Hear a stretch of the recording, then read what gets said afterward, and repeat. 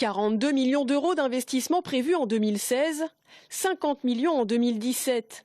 Le département du Loir-et-Cher assume ses ambitions.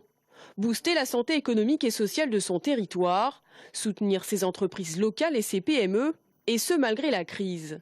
Un budget ambitieux donc, mais qui a pourtant été difficile à ficeler. Il est très compliqué cette année du fait des mesures gouvernementales nouvelles, notamment la baisse des dotations de globales de fonctionnement. On perd 5,2 millions cette année. En tout, sur la totalité 2014-2017, le département perd 40 millions d'euros et perdra 40 millions d'euros. Donc on est obligé de faire des économies, évidemment, en face importantes, mais il y a un moment donné où les économies ne se suffisent plus à elles-mêmes. Il a donc fallu faire le choix aussi de continuer à renforcer l'investissement public. C'est ce qu'on a réussi à faire dans ce budget et d'augmenter la fiscalité.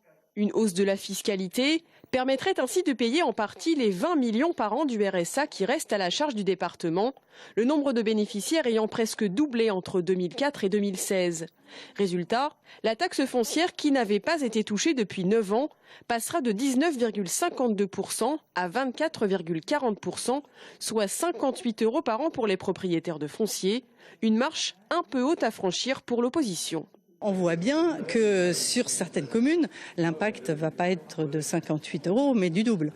Donc c'est pour nous un problème et nous nous sommes positionnés dans une solution médiane. 60 € en moyenne de fiscalité, excusez-moi, si on n'est pas capable de mettre 60 € pour rénover les collèges, avoir des routes sur lesquelles on est content de bien circuler, ce qui est important pour l'économie aussi, ce sont les infrastructures.